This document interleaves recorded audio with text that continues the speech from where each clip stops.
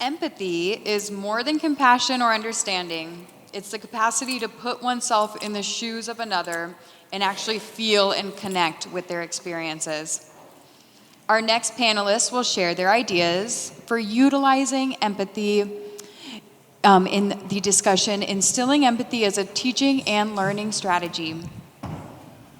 For this session, can we please welcome Katz, Shachar, CEO and founder of Bodyholic, Sarah Frayer, CEO of the APTI model, Kevin Wayne Johnson, CEO of the Johnson Leadership Group, Natalie K. Jordie, RN-BSN, NLP Master Practitioner, founder and CEO of True Alignment Academy, up on the stage. Please give them a round of applause.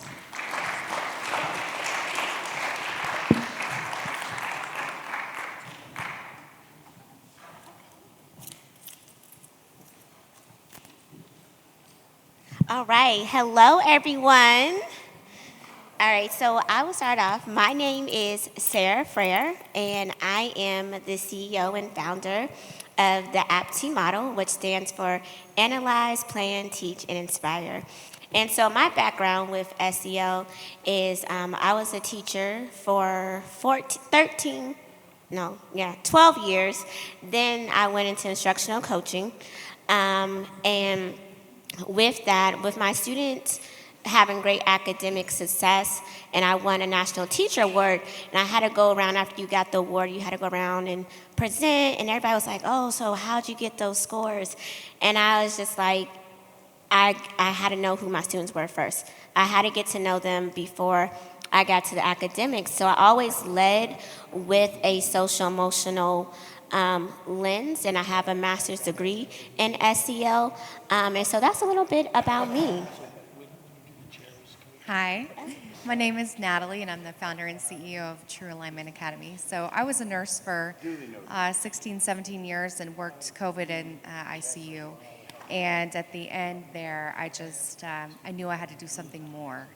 And I knew that there was such a need. And so my passion was to help the nurses and the first responders and healthcare workers. And so I created a business that helps those heal from trauma.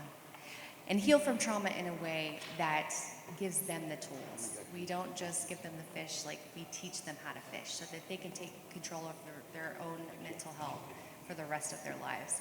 And it's been extremely incredible, the results that we've been able to see. So it's a pleasure to be here today. Hello, my name is Katz Shachar, and I am the founder and CEO of a company called Bodyholic, and I'm hopped right over from Health 2.0, and Bodyholic is a fitness and health community, and to match that, I have a podcast that is basically all about bringing cutting edge information to the general public at no cost and bringing down all this research a notch so we can all talk about it because we all have the right to access this information. And in my master's, I worked closely with our future physicians in Israel. I'm here from Israel, and as a public health promoter. And one of the things that I was most focused on with them was mindfulness and bedside manner. And that's where I come into this wonderful panel. Thank you. And I am Kevin Wayne Johnson. I am the founder and chief executive officer of the Johnson Leadership Group. We're based in the Washington, D.C. and Baltimore area. I started the company about 6 years ago following my 34-year career with the federal government. I was a frontline, mid-level, and senior-level leader. I served for 34 years, and I retired 6 years ago. And I knew when I retired I wanted to move into the leadership development space.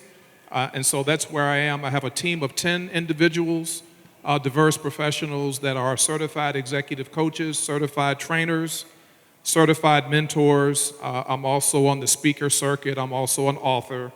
But all things leadership, as I learned in the home from my 3 sons, and I'm the son of a U.S. Marine. So that kind of gives you a little bit of background about who I am.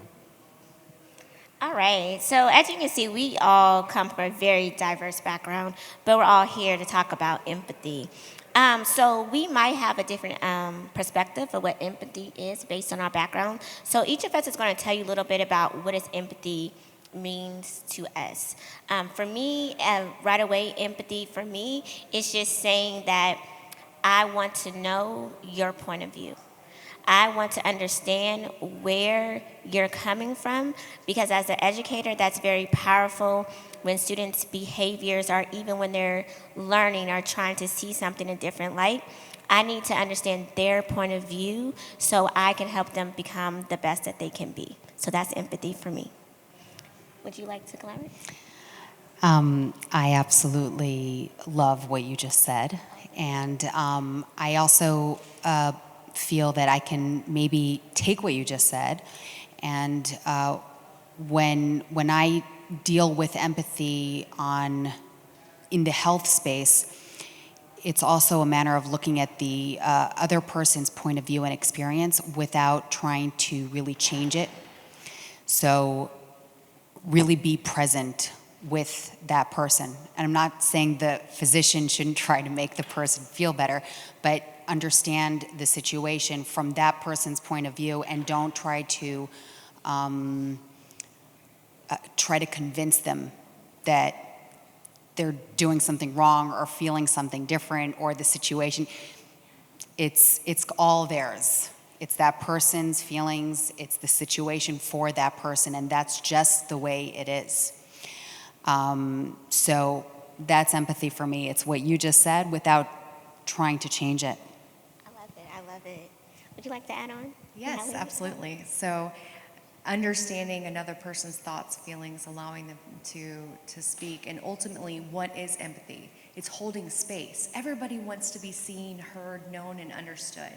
So imagine if we can hold that non-judgmental space for someone, so that we can allow them that opportunity instead of projecting our own thoughts and emotions and past trauma or behaviors or anything onto them. That's what creates trust, right? That's what empathy is. The question is, do you have the space to hold it? Do you have the space to hold it, or are you overflowing in your own emotions because you can't process your own emotions, because whoever taught us that, right? So that is the question what you keep in your mind. Well, I am in total alignment with all 3 of my esteemed panelists. And I'll add to that, doing it in the spirit of letting the other person or people know that we're interested in their development and in their improvement. In that spirit, when we demonstrate that we empathize with people, we're sending that subliminal message that we care. And when it's all said and done, when we make that transition from looking at people as workers and looking to them more as people, and this is what I teach my team, and this is what I teach organizations, now we're on our way to getting their attention, because they expect for us to show up with the acumen. Now, how do we lead them, and how do we interact with them from the heart? You see, I have my heart here. And when you lead that way, and when you teach that way, and when you hug people and demonstrate to them that you actually do care by empathy, now we are on our way to demonstrating that we're here to help you to develop, and to help you to get better, and to help you to improve. So I agree with all of my panelists, but I'll add that additional commentary to the discussion. Thank you for that. Kevin, that leads us on to the next question. Because we all come from different backgrounds.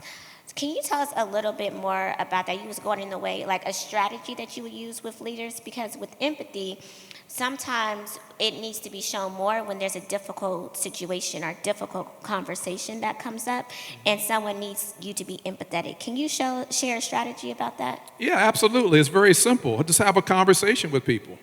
Take the time to talk. Oftentimes we get really, really busy, and we should, because we're getting paid good money and we have excellent benefits. We're there to get a job done. but can we take the time to have an informal conversation, dialogue, and communication with people to kind of help them to open up? Because everybody that I run into, and me included, we're internalizing things that we're not comfortable with talking to people about for a lot of different reasons. There might be shame, there might be fear of retribution, retaliation. There are a number of different reasons, but when we have informal conversations with people, what we're doing is we're now building bridges, we're finding common ground, we have an opportunity to connect, and now we're forming relationships, and from that relationship come trust. And over time, people will now start to feel more comfortable in having a conversation with us because we have a relationship. And so when people bring their issues into the workplace, into the school, into the university, wherever they are, we're now sort of opening up the aperture to say, we can have a conversation about it. And when you have a conversation about it, we're on our way to helping people to heal, and that's another extension of what empathy is all about. I don't believe in America that we talk to each other enough. That's why there's a lot of mess going on. If we got a chance to just sit down and had an informal conversation about something that you're interested in, you're going to find out, I can guarantee you, that we have something in common. And even though you can dislike somebody that you know, there's a higher probability that you'll develop a like for that person because you've taken the time to get to know. So that is a very simple but profound strategy and principle that we try to get people to implement all the time, because it will take all of us a very long way to being able to come closer and make sure that those differences are falling apart.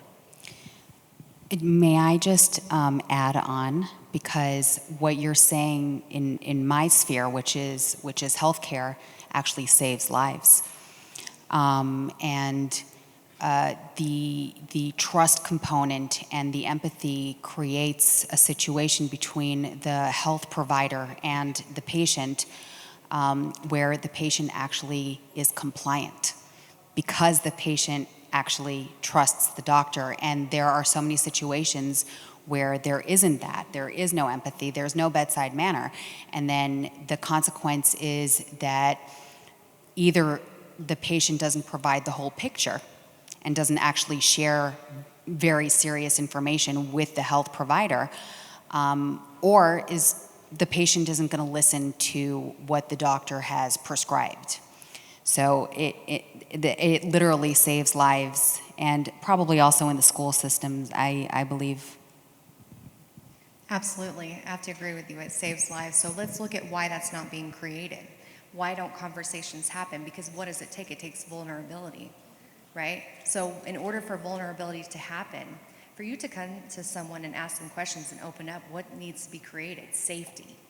How do we create safety? We have to create safety within ourselves first. We have to feel seen and heard and validated within ourselves first. Otherwise, we risk rejection, right? And if we seek our validation from an outside source, we're not going to open up to that conversation and vulnerability. And so creating that from inside. And so let's look at the strategy for a minute. Let's go back to that. I like that. So whenever you're looking at strategy for empathy, let's look at the triggers, because ultimately what comes from us is projection. And so anytime you have any sort of reaction to anyone else, you can become the creator of your life in an instant if you just turn it back onto yourself and say, okay, what's really going on here, right? How can I hold space for this other person when I am in this reactive state? You can turn it back and look and say, what is triggering me?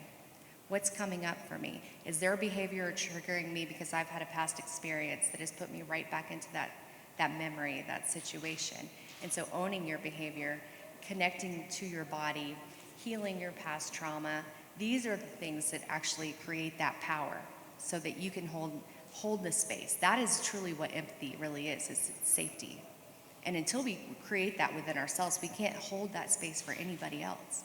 And so empathy is not even possible, especially whenever our gestalts are full in the brain and our emotions are at their brink and we're on that fight or flight survival mode.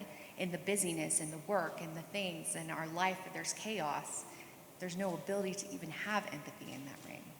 So if you always go back to looking inside of yourself and saying, okay, this is a projection, what's going on within me?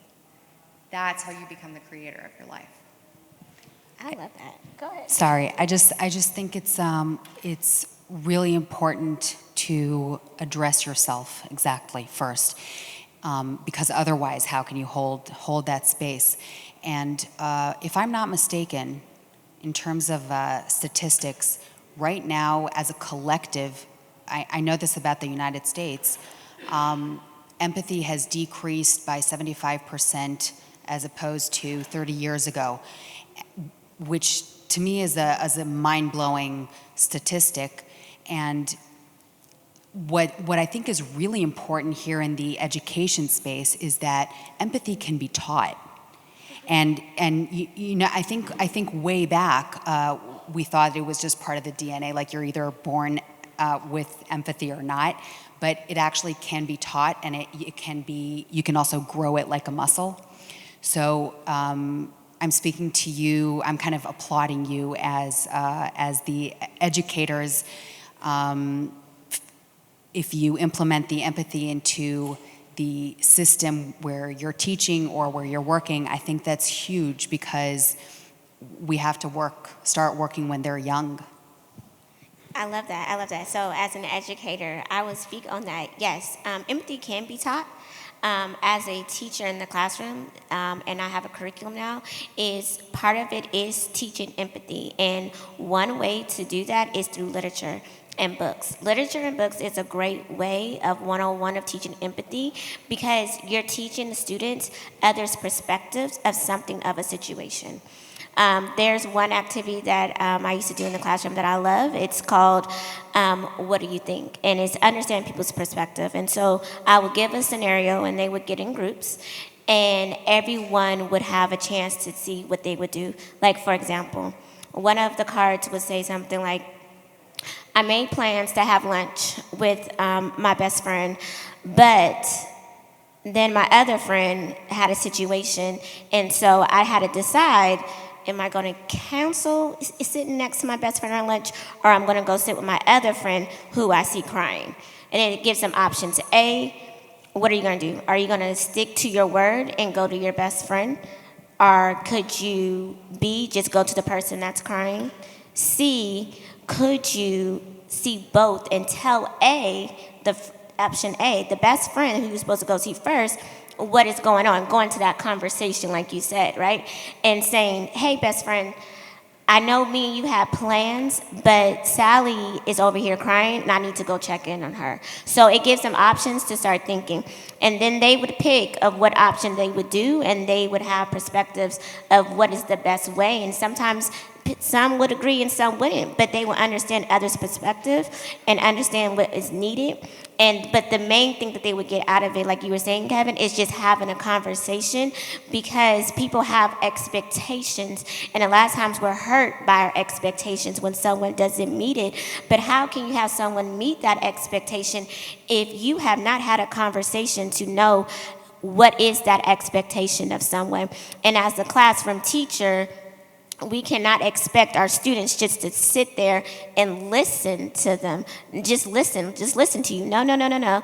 They're going through things. And I've always worked in urban schools, so I need to know who you are. And I definitely take that in the adult world as I do professional development as teachers too. Where are you at in your teaching career? What is bothering you, and what is your expectation, or what do you think your expectation is for your students, for you and their parents as well? Because trust me, parents, they are bringing the best that they have, and that child, that's the best that they have. And you cannot expect that those parents are not doing the best just because the child might be acting up.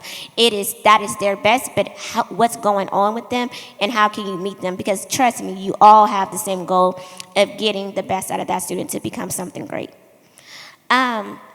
So with that, I would vote for you, just so you know.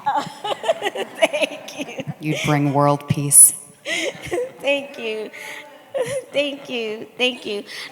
So next question. Why did you choose to talk about this topic today?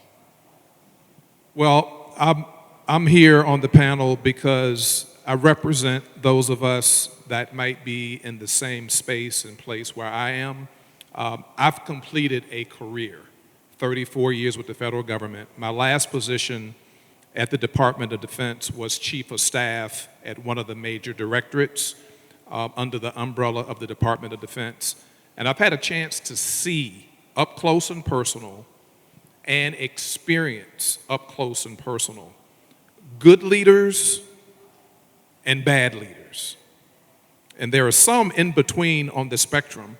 And what I remember most, and you can probably relate to this, is how good you felt when you were under a good leader who actually gave a care, that you showed up every day, valued your contributions, and poured into you in terms of development.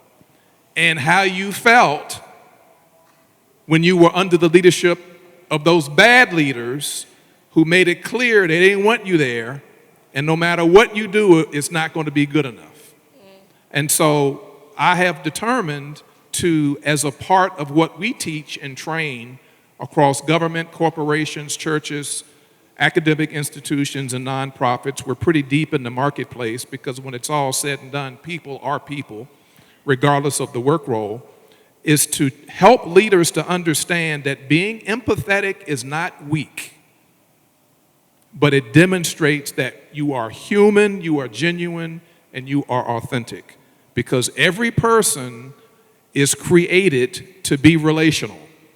We all have a desire to be in good relationships. And people want to know that when they show up, they're going to be included within the confines of that team or that organization. And then number three, everybody needs to be affirmed at some point, somehow, whether it's formally or informally. And all of that, ladies and gentlemen, is a part of empathy, being an empathetic leader. It doesn't make you weak, it doesn't make you a doormat, because leaders have to hold people accountable, but it does demonstrate that we give a care when folks show up. And it's more than just what we know, but it's also what's in our heart that makes us good leaders. And so I'm on this, pouring into the next generation of leaders, those who are aspiring, seasoned leaders, etc., deep in the marketplace, because I believe that better leaders help to make the world a much better place. And then part of that journey is just demonstrating that we can be compassionate and we can be empathetic to the needs of the people that we are entrusted to lead. Absolutely. Let's break that culture in programming, okay? Empathy is anything but weakness, it's strength. So I chose this topic because I'm super passionate about, my company says heal the healers, and eventually expanding beyond the space of healthcare, because I feel like these tools that we have can reach any different person. Ultimately teaching every single person how to reconnect with themselves, because disassociation is real. It's all around us. It's in the video games, it's in the busyness, it's in the numbing, whatever that numbing looks like for you, which may seem harmless, but it's the culture these days, right? And so I think I'm so passionate about empathy because I feel like there's so much that needs to be said around it. What needs to be careful with empathy is enmeshment. We need to know where we begin and the other person, where we end and the other person begins. Because otherwise what happens is that sympathy, that codependency. What happens is we take on all of their problems, all of their emotions, right? So when we get that confused, that's what ends up in the burnout in the role of educators and health workers and every other field, right? So when we can define ourselves and reconnect with our bodies and then hold space for other people, holding that space, right? And allowing them to be them and giving them empowerment instead of being that rescuer and adopting that codependency and rescuing. So empathy is ultimately empowerment for the other individual instead of us taking on all of their problems. And so boundaries, that's how we teach other people how to treat us. And as leaders in every field, whenever you can hold your own boundaries, which let me tell you, in healthcare, I was like, what is a boundary? I have never known what a boundary was. And as I learn my own boundaries, I get to teach others boundaries, because then I get to hand their problems back to them and say, you got this. I'm going to empower you now. It's your turn. Super passionate about this topic. I love that. I love that. So for me, why I chose the topic is because empathy and being empathetic is what got me here today. From leaders, from people in my church, from my parents, of just truly understanding who I am as Sarah and bringing out the best in me. And when I did that with my students, I saw how much greatness I can bring out of them. And also as a leader now in the school system and working with leaders, to go to your point, Kevin, you hit something that really targeted me. When I first went to leadership, I had to understand the difference between leadership style and my management style, right? Because as a teacher, I'm always leading, and I will make my students become leaders too. But the difference between the leadership style and my management style is because when you think about empathy, right, you don't want to think like, oh, they can just walk over you. No. Because my management style is more of a coaching style, but my leadership style is a servant. I lead as a servant heart. That's my leadership style. I'm that servant leader. And I had to learn the difference. And I think the importance of it when it comes to empathy is also knowing those differences in a leader's perspective, to say that you can lead your people and be understanding, and that does not take away from your management of holding them accountable of what needs to be done of the job, but it's empathy, knowing who they are so they can get the job done. And so before a task comes and it's like, oh, I know Sarah, she might struggle with the task in this section because that's not her strong suit. So I'm going to be empathetic and know that I'm going to make time for her in this space to get the job done. I might have to tell her a day early so it can still be done ahead of time. That's empathy, right? And that's something that as a teacher I modeled in the classroom, and as a school leader I modeled that too. Just knowing them. In the university, in Tel Aviv University, where I worked and also completed my master's, I was the assistant to one of the leading researchers in the topic of tobacco control. Her name is Professor Laura Rosen, and our strategies were all about getting into, as public health promoters, how do we educate the public and empower them? That has to go through empathy.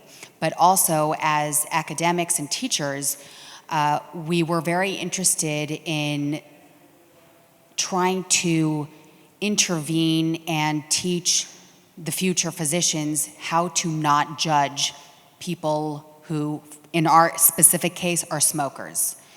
And because there are many smokers that come up to the doctor and the doctor will judge.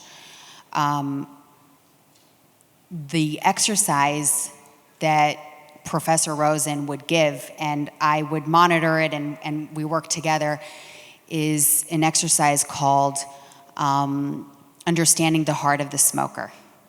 And so what every single young physician had to do was go to a smoker that either was close to them or not, it didn't matter. Go to a smoker and ask questions without judgment and just really try to understand why they smoke. Do they want to stop? Maybe they don't even want to stop. Try to understand why. Maybe try to understand their enjoyment of the activity, really without any judgment. And the stripping of that judgment created so much empathy. You could really see the presentations when we had the students present. You could see them tearing up. You could see them get a little bit emotional. And then you learn to see the patient, or then you learn to see the student. And it goes back to what you're saying. You just talk to the other person. Try to find out their point of view, listen. Yeah, that's powerful. What do you think it would look like? Because in the beginning you talked about empathy being taught.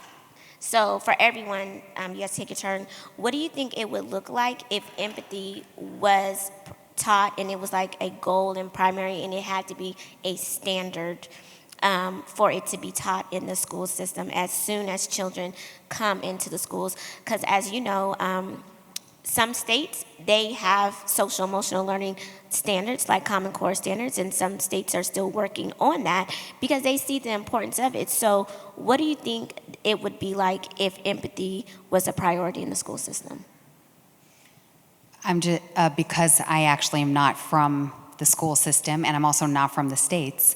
But I go back to what I just said, strategies like having or giving the task of talking to your peer. Okay. And actually coming back, and without ChatGPT, you have to come back and you have to present it. And I think that the consequence can be amazing, to actually give the kid a task to do and just talk to your peer and then report about it. And your peer stays anonymous.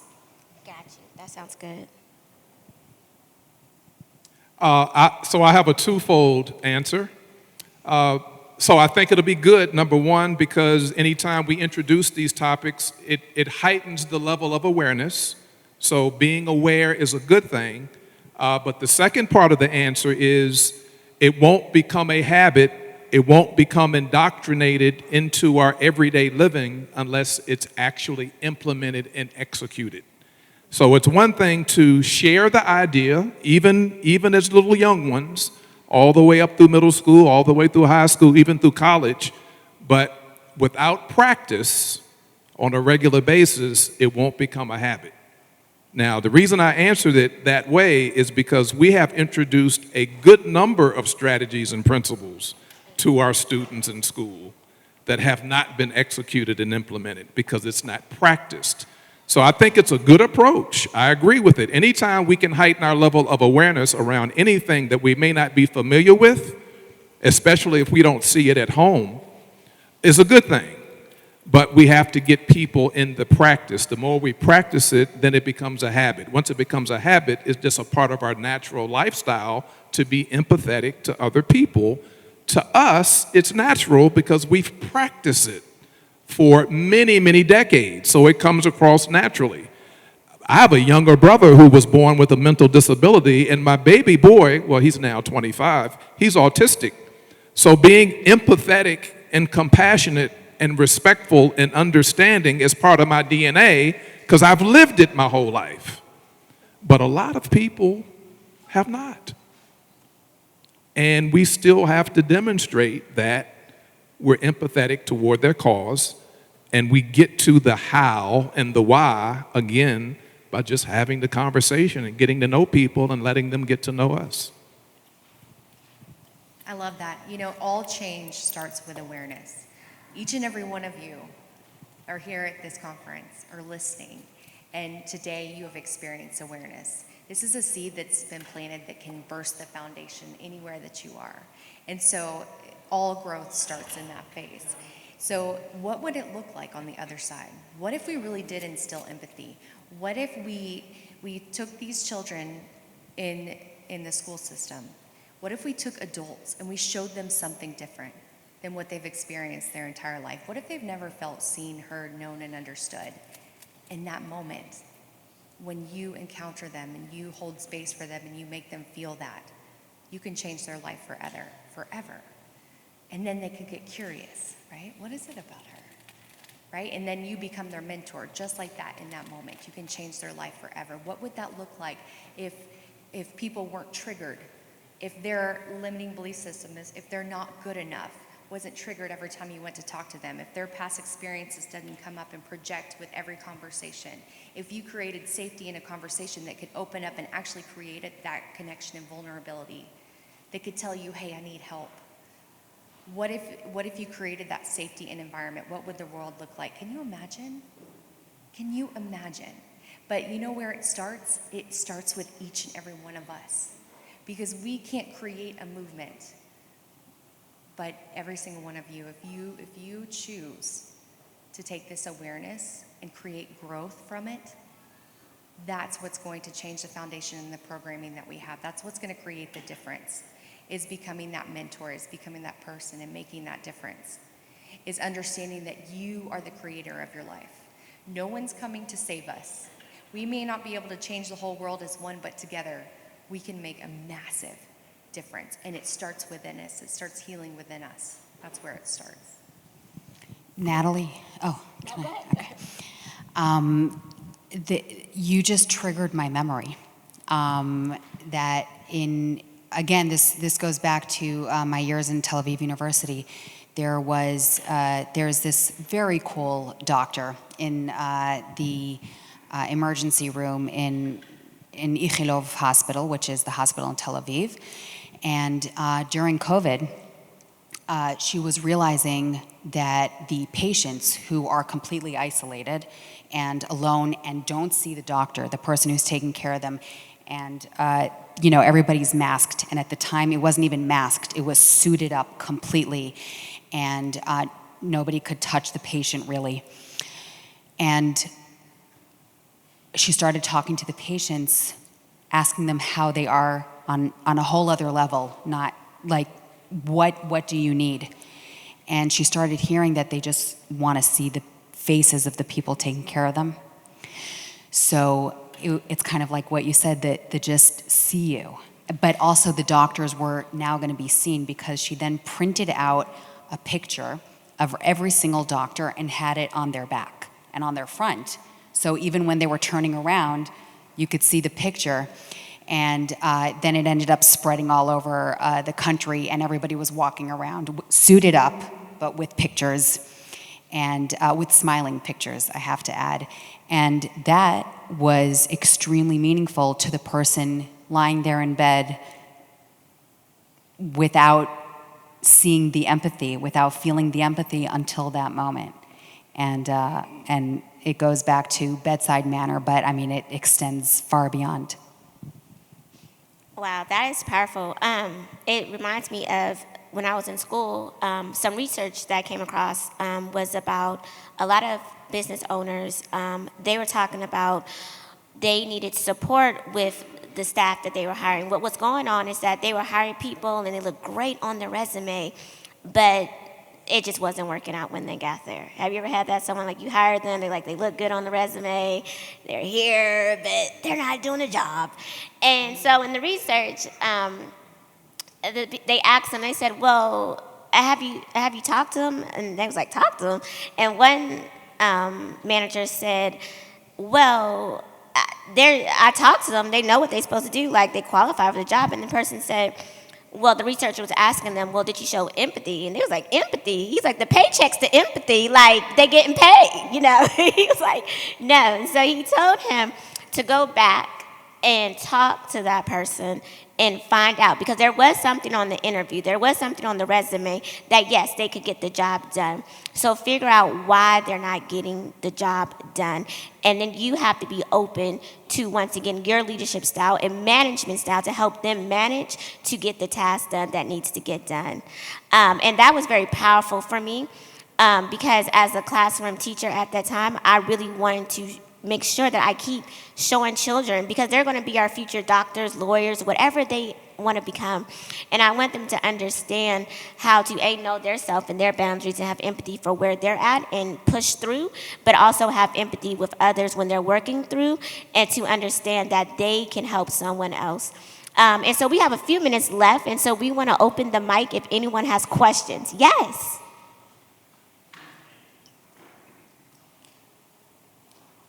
Thank you, guys. This has been a great conversation. I understand all of you believe that empathy can be taught, and I feel like there are cues we can give people, but how do you, if they're not genuine with their empathy or with their attempt at empathy, please, all of you come off incredibly genuine and passionate about what you're speaking about, so we would follow you. But how do you bridge that gap for people who might not have that heart in the right place or not be as genuine? People need to see somebody else within their sphere of influence actually demonstrating the act of what it means to be empathetic, and taking one step further and helping that person to understand why it's important. I believe over a number of decades putting this to practice, when people see what we're asking them to do, and we take the time to help them to understand why they should be doing it, now we're on our way to helping them change their heart. And I think it's important to note here too that passion, when you see someone with passion, I mean, don't you just want to say, okay, what, like, let me jump on board. What is that about, right? And so instilling that in our leaders, in the school system, and understanding the why is very important, right? So if they've come from a place of apathy, let's tap into that. What's going on? You know, how can we reignite that passion as to where you are? And coming to a person, not from a question of what's wrong with you, but what do you need? What do you need? Because when you really feel that connection, that's where that passion ignites. That's where it is.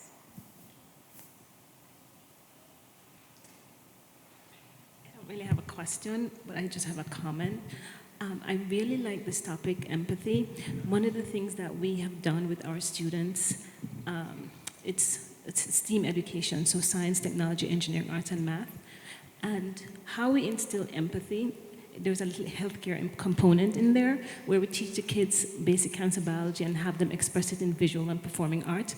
But a part of that, that expression is they have to interview patients, people who have gone through chemotherapy, who have gone through cancer of some sort. So they have to interview. So in that interview, this is where they actually learn of their experience, and then when they're expressing it, they come up with the mental, just like what the patients have gone through mentally or physically, emotionally, all that stuff. And we are not teaching them that. So they're gaining that empathetic skill set through interviews. Thank you. Is there time for one last question? Yeah? No time anymore? Okay. I'm sorry. Well, We'll catch you on the networking hour. Yes, we'll catch you. So thank you, everyone. We truly enjoyed, and we hope that you took something from us, and we took it from you as well. And just remember to have a conversation. All right? Thank you.